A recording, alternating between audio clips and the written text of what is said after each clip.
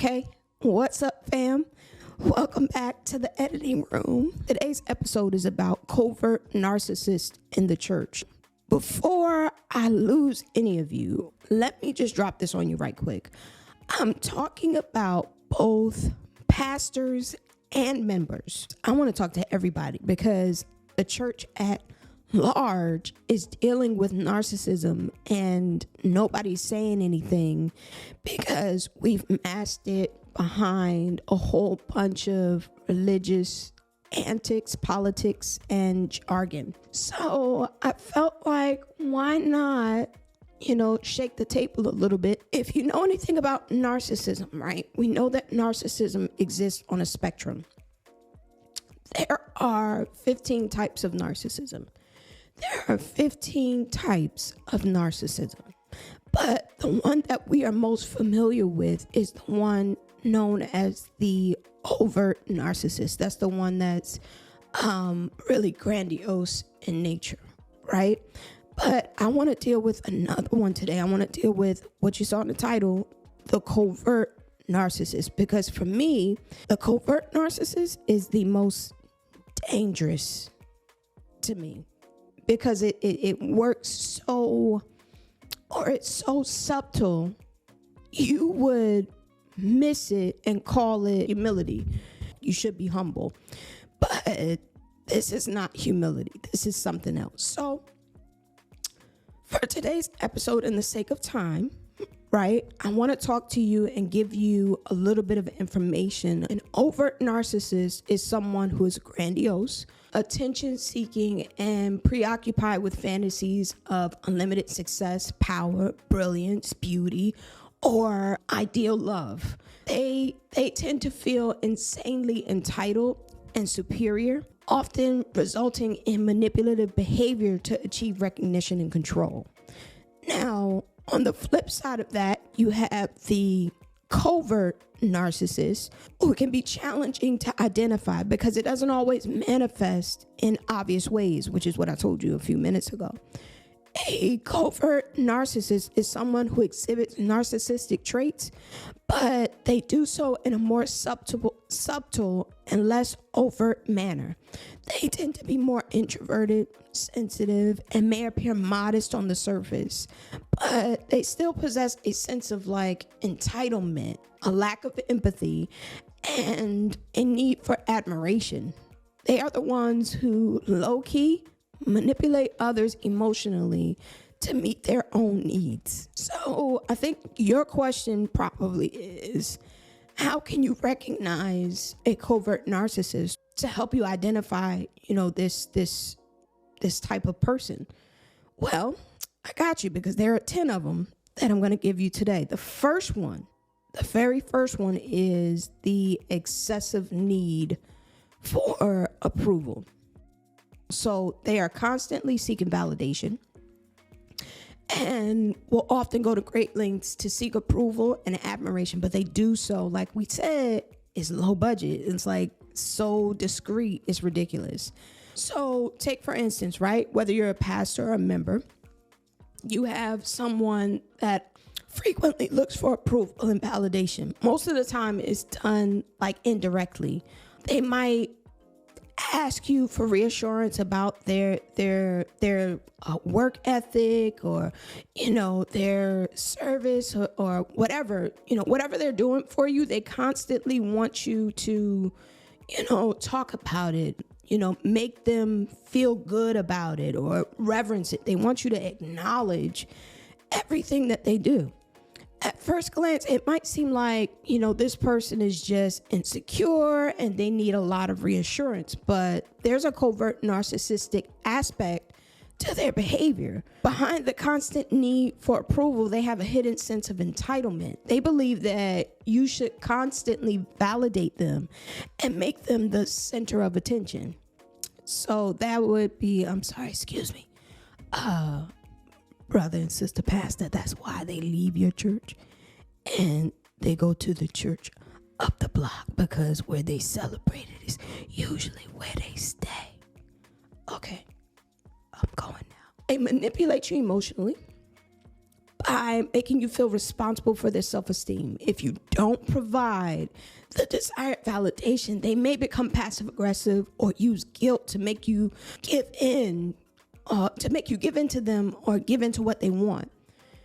In this scenario that I just gave you, the excessive need for approval is not just about insecurity. It's a tool to control and manipulate you while maintaining like this facade of vulnerability and selflessness. This behavior serves their underlying self-centeredness, okay? It serves their underlying self-centeredness and a lack of empathy for your feelings and needs.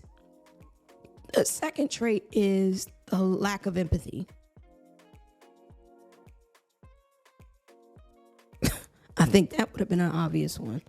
But they struggle to genuinely empathize with others and may only express empathy when it benefits them. Imagine you're in like the fight of your life, right? We all go through things as Christians, as people. We go through stuff, right? There comes a point where you want to share your life experience and hope that somebody will hear you, understand, and kind of help you to navigate and move forward. So as you're sharing in your experience and you're sharing with a covert narcissist, instead of them allowing you to share, they redirect the conversation back to themselves. They start talking about their own struggles and what's happening with them. And before you even realize it, your input in the conversation has been dismissed. And they start saying things, or they might say things like, you think that's something. You have no idea what I've been through. They show little interest in listening to you. No interest, actually, in listening to you. And the conversation becomes completely about them. The lack of empathy is evident. They are unable to genuinely connect with your emotions or offer you the support you need. Instead, they turn the conversation to focus on their own experiences. Demonstrating a self-centered attitude. The lack of empathy is a common trait.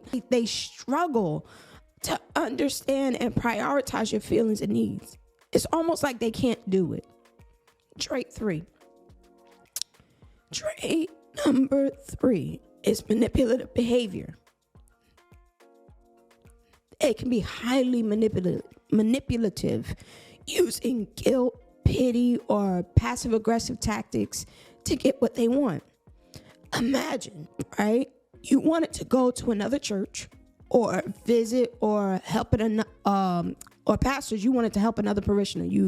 There was something that, a need that you could meet, and you were going to do it, no problem. At the first time that the covert narcissist identifies that you are going outside of them, they initially will present as if they're okay.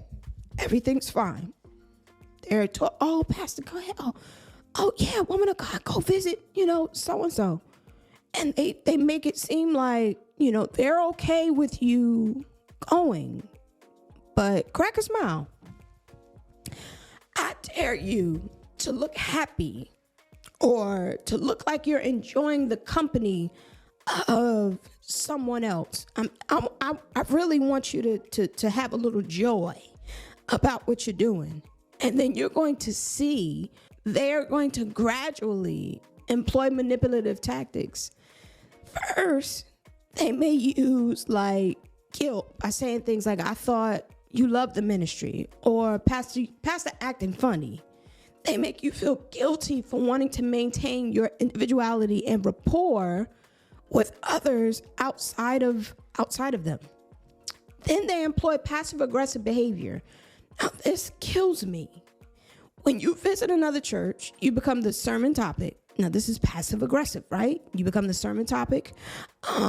And pastors, you might get the silent treatment from the members, making you question your choices and making you feel anxious about doing things without them or outside of them.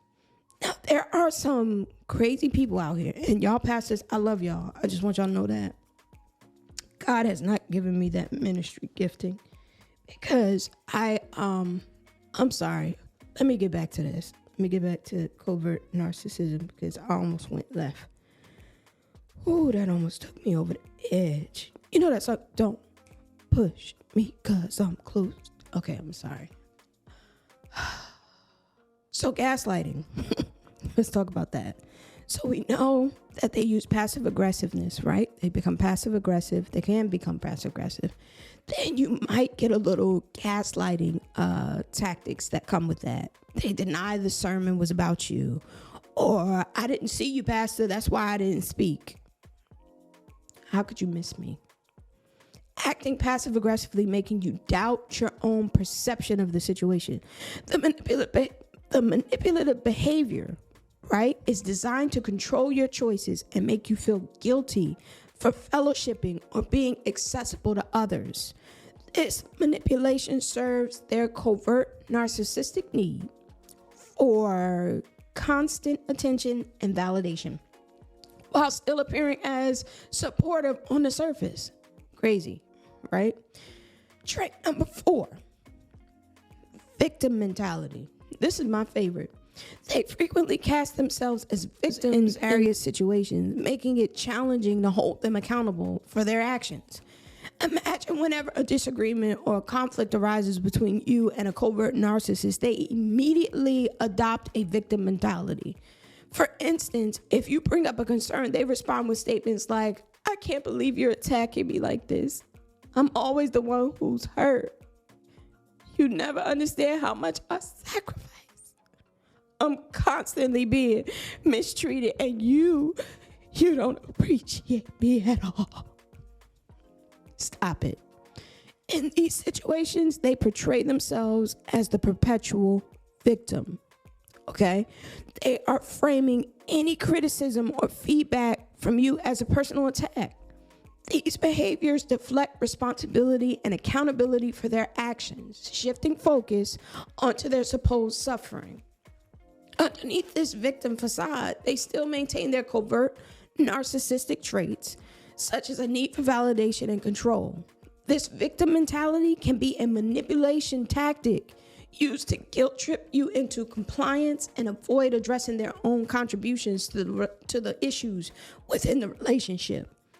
It allows them to continue seeking attention and sympathy while avoiding self-reflection or change.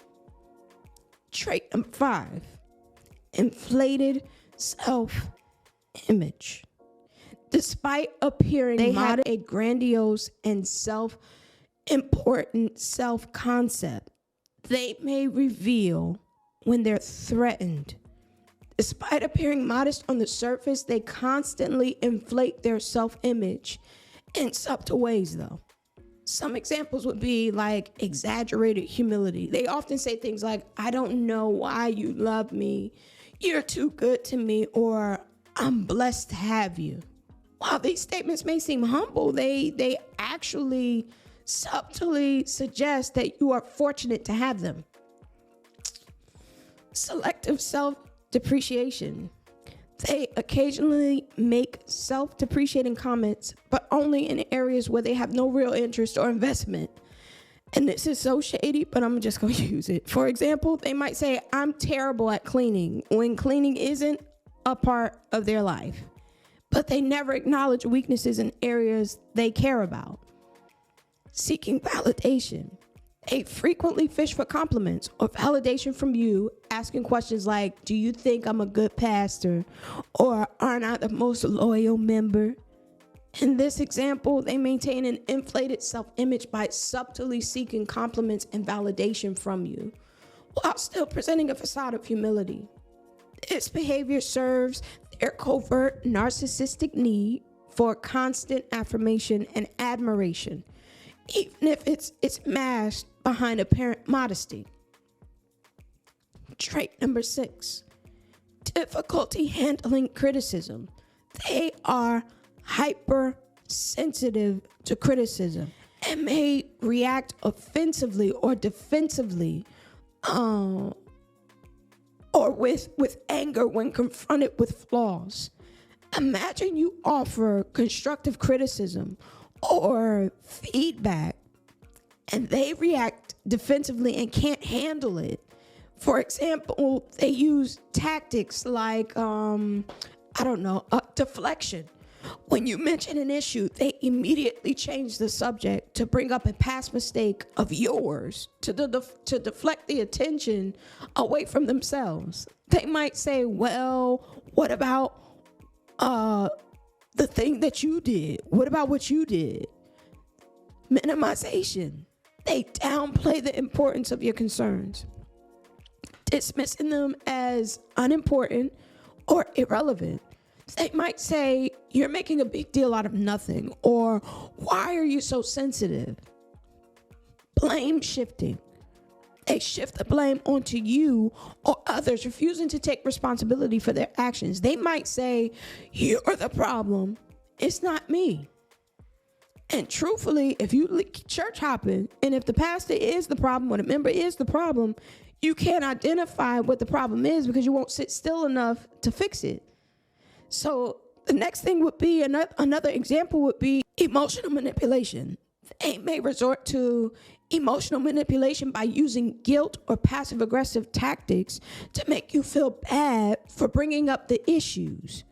They might say, I can't believe you're attacking me like this. I thought you loved me, or I guess I'm just a terrible person. In this example, their difficulty in handling criticism is a defense mechanism.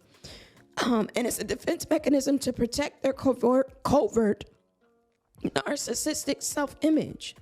They deflect, minimize, blame, or manipulate the situation to avoid acknowledging any flaws or shortcomings, maintaining their facade of perfection while invalidating your concerns.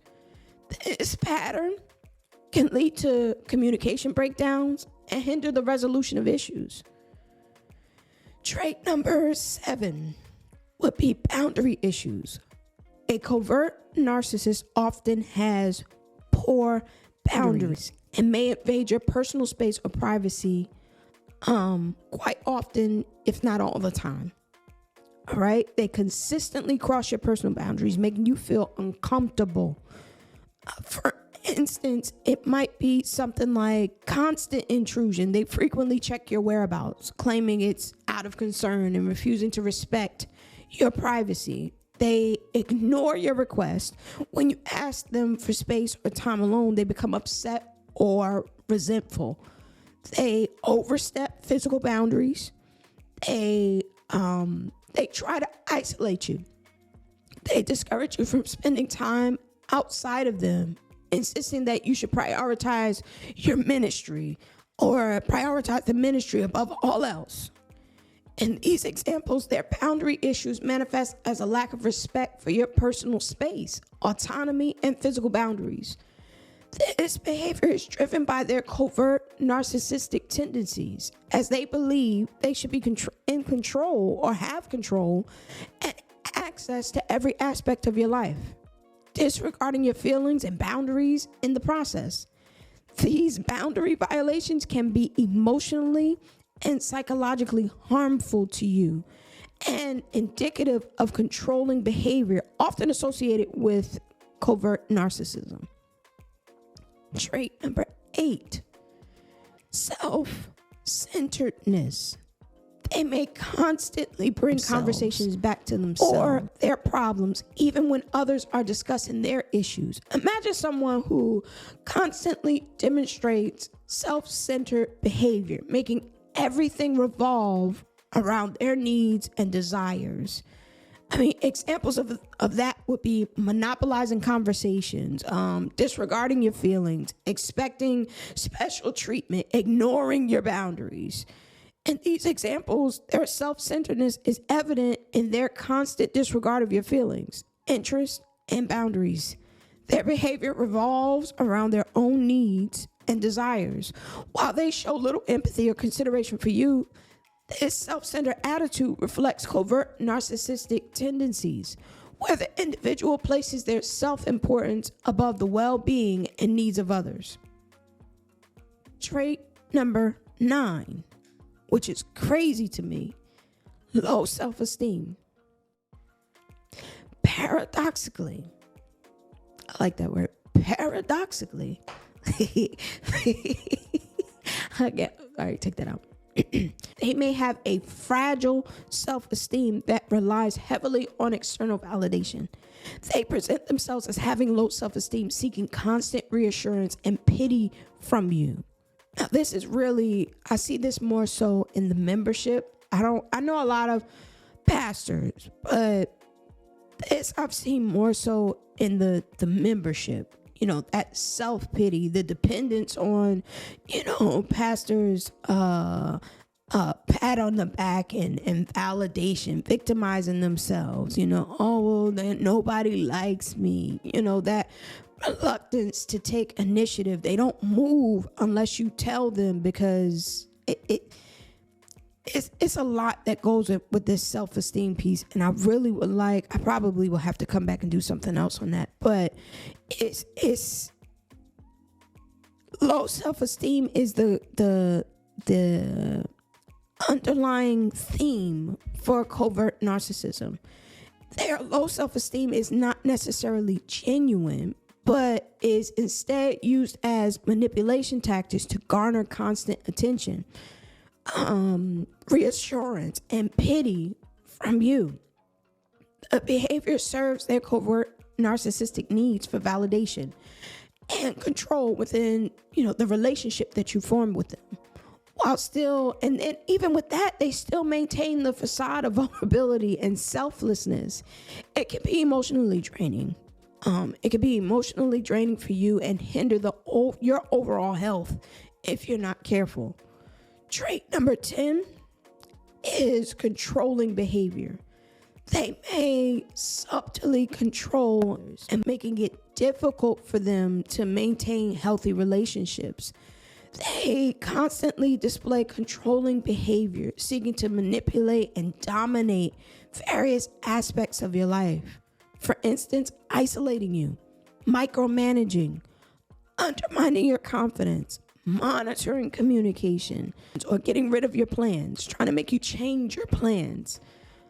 In these examples that I just gave you, their controlling behavior is driven by their covert narcissistic tendencies. They seek to maintain dominance and power, using manipulation and control tactics to ensure that your life revolves around their desires and needs. This behavior can be emotionally and psychologically harmful to you and is indicative of a controlling dynamic often associated with covert narcissism. Now, let me tell you this. I gave you a whole bunch of traits that you should look out for, right? I gave you a whole bunch of things, definitions and stuff like that. But I want you to understand something. Every member is not bad, and every pastor is not bad. It really would take a professional to make a proper diagnosis, but these are some of the things that you should be aware of. I cannot let you leave here without telling you that there are people with genuinely low self-esteem. I'm not talking about people who are genuinely becoming. I'm talking about the people who are using these subtle methods to gain control and power in the church, period. That's what I'm talking about. Every pastor is not bad. Every member is not bad. And there are people who are going to come to you who genuinely need your help. But you need prayer and discernment and know your word to know what you're dealing with. These are just some things to look out for. This is from a psychological or a psychology standpoint. All right. But use the word of God. He'll guide you and lead you and let you know who's who. But don't dismiss when he does tell you. Okay? Don't dismiss it. Covert narcissists, they exist in the church. How do you deal with it? You have to recognize the abuse. The first step is to acknowledge that you might have or you might currently be a victim of covert narcissistic abuse. Understand that it's not your fault and you don't deserve that kind of treatment. Set boundaries. Establish and enforce clear boundaries to protect yourself from further abuse. Learn to say no and prioritize your well-being. Seek professional help. Therapy, especially with a therapist experienced in narcissistic abuse recovery, can be invaluable. Therapy can help you to process your emotions, understand the dynamics of the abusive relationship, and develop coping strategies. Educate yourself. Learn about narcissistic personality disorder and the tactics covert narcissists use. Knowledge can be a powerful tool, and it can empower you to recognize and avoid abusive individuals in the future. Build a support system. Reach out to friends and family who are supportive and understanding. Isolation is common in abusive relationships, so rebuilding your social network is crucial. Self-care. Prioritize self-care to heal emotionally and physically. This may include exercise, a healthy diet, mindfulness practices, and adequate sleep. Of course, pray, and read your word. Most importantly, stay in your word. Journaling. If you need to journal, write it down. Keep a journal. It can help you process your thoughts and emotions. It can be a valuable tool for tracking your healing progress. No contact or limited contact. If possible, consider cutting off contact with narcissistic abusers. If complete no contact isn't feasible, limit contact to what's absolutely necessary. Focus on your self-esteem. Work on rebuilding your self-esteem and self-worth. Affirmations, positive self-talk, and self-compassion exercises can help and be helpful. And of course, if you are part of a healthy church, if you are a part or with a healthy pastor, pray for your pastor. Pray for your pastor. Pray for the parishioners, your fellow members. And then reclaim your identity. Rediscover your interests, passions, and values. Reconnecting with your true self. The only true self I'm talking about, just so nobody's confused, I'm talking about who God has called you to be. That's a powerful part of healing. Get in the word. Know what he says about you. Legal and financial protection. Now, this is big because a lot of people, and you may not have experienced this, but people get into financial deficits behind leadership and parishioners. Okay?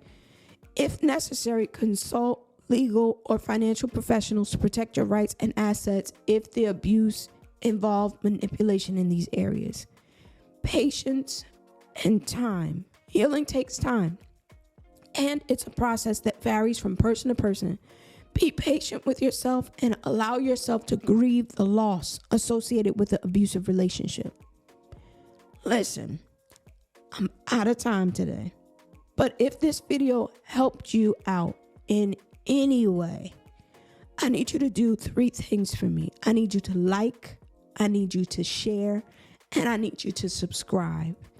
If you like this video, you're definitely going to like the next one. Follow me on all of my social media platforms. I am on TikTok, I am on Facebook, and of course I'm on YouTube. I'm also on Instagram. All of my handles are Charisma P. Freeman, so you can reach me on any of those platforms under the same name. So until next time, I love you guys. I'm praying for you, and stay in touch. Look out for the next episode. Peace.